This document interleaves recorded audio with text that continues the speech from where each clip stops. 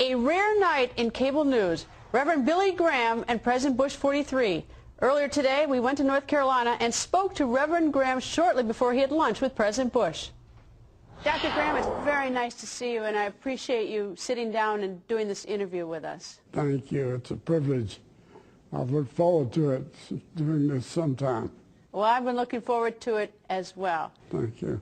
This is the first interview I've given in several years to anybody. So I count this a privilege to be with you. Well, I'm flattered and grateful to have the chance. Thank you. So, how did you meet the Bush family? The Bush family? I would have to think that through a little bit, but I think it was through his grandfather. I met them in Florida.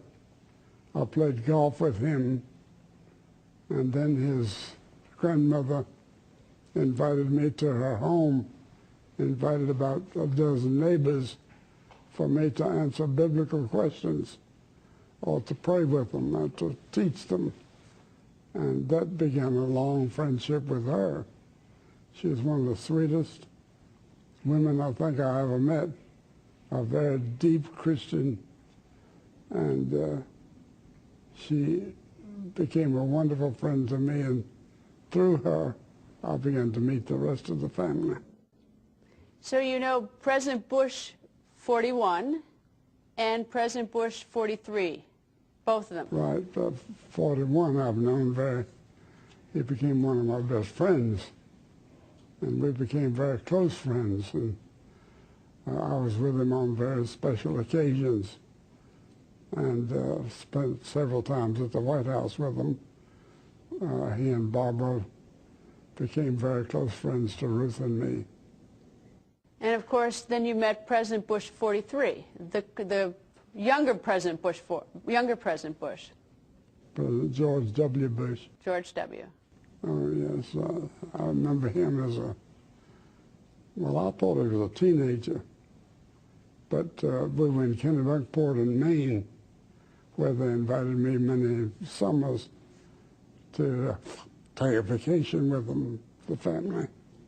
And he was a member of the family, and I remember George Sr. asked me if I would conduct a Bible study in their home there on several occasions. On this occasion, I remember a young fellow back there that stood up and asked some questions. Happened to be George W. Bush. And we became friends, and we had talks together, and we walked together, and we played tennis together and golf together. In his new book, he talks about you and essentially says you helped change his life. Well, that's up to him.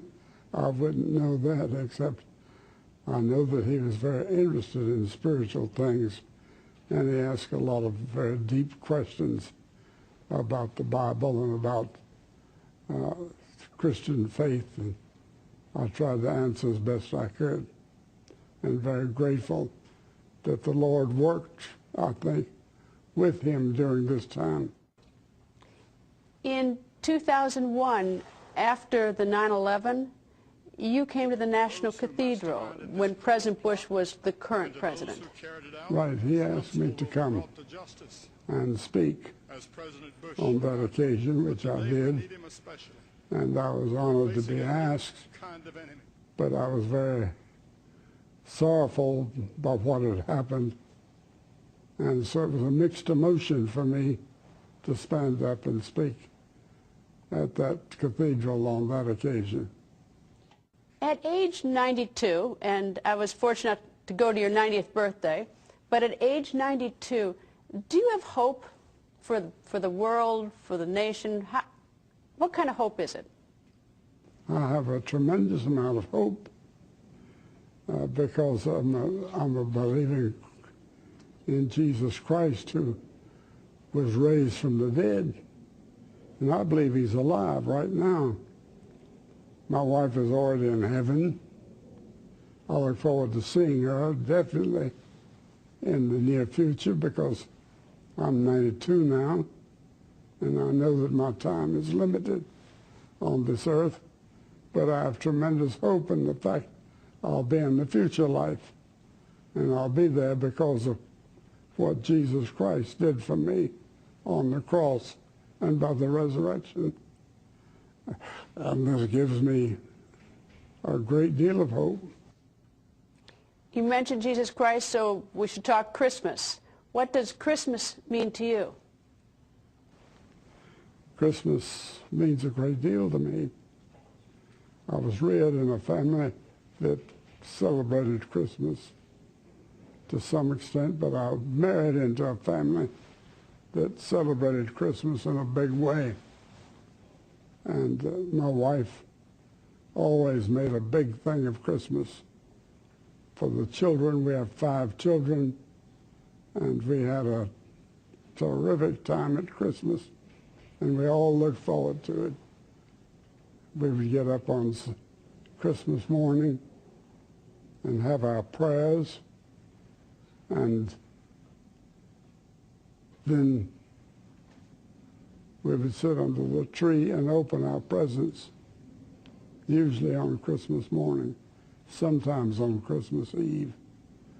But when I looked into the crib or the manger and saw that little baby who was going to rise to become the greatest teacher that ever lived, to die on the cross for my sins, to know that I'd be forgiven because of what he was doing, it absolutely transformed Christmas for me into all the shopping and the gifts and all the things we celebrated Christmas. It's a spiritual time. It's a time that strengthens my faith and gives me courage for the future. And I don't expect to live very much longer, but I do remember that every Christmas strengthened my faith as I came along.